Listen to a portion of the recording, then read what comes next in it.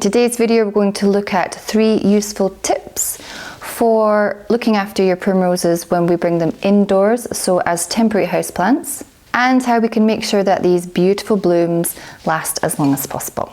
Hello everyone, and welcome to my balcony garden. So here are 2 primroses that I have recently bought. I actually bought some more. They're sitting on my balcony. They were so sweet, I couldn't resist. The species is Primula ocalis.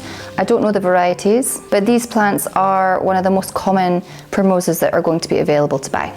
Primroses are what we call early spring flowering herbaceous perennials. So they are one of the first plants to flower in spring, and that would also suggest that they are a cool weather plant, so they prefer cooler temperatures.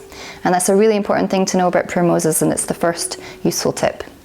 When we're growing primroses in our homes as temporary houseplants, it's really important to remember that they would actually prefer to be in much cooler temperatures, so kind of early spring temperatures. And this is also going to affect the blooming time. They're going to bloom longer in cooler temperatures. The average home in late winter, early spring is most likely going to be heated at some point during the day. And it's definitely going to be warmer than outside, well I hope it is. So the higher the temperatures in the home, the faster this blooming cycle is going to happen. So the flowers are going to emerge quicker, they're going to open up from their buds quicker, and they're going to die back quicker. A primrose growing in the wild could easily flower for 7 to 8 weeks, obviously depending on the weather and the temperature. Whereas in a warmer house, we're looking at more 4 to 6 weeks flowering time.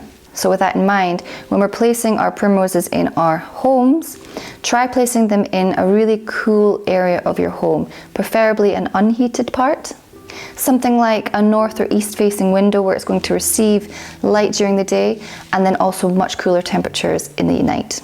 If you have it sitting on a windowsill and there's a radiator underneath, try turning the radiator off, or at least turn the temperatures down. It's going to really help you with how long your flowers are going to bloom. The next tip is to make sure that the soil always remains moist. Primroses really like moist, damp soil. That's why we find them abundantly growing in forests. We also find them by streams and in boggy areas because they do like to have their feet wet. So make sure that the soil never dries out, but also make sure that they're never sitting in water. So we want the soil to be moist, but not saturated. That's always the goal. Primroses grown indoors are also susceptible to something called root rot, and that's really brought on when the soil is too moist. Primroses also like humid conditions, so if you fancy it, you can even spray the leaves just to keep the humidity up. If you're a little bit confused about how moist to keep your soil, the primroses are going to tell you, especially the flowers, they're going to tell you if they're not moist enough, if they're not receiving enough water, because they're actually going to droop. Luckily though, primroses are one of these plants that really bounce back as soon as you water them. So just keep an eye on the blooms, on the stalks. If you see them drooping at any point, just top up the water. And the last care tip is to fertilize.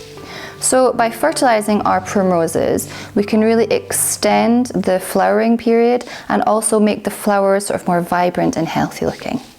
Choose a phosphorus-rich fertilizer. Phosphorus is a nutrient that really helps with flowering. A liquid fertilizer is also a really good option.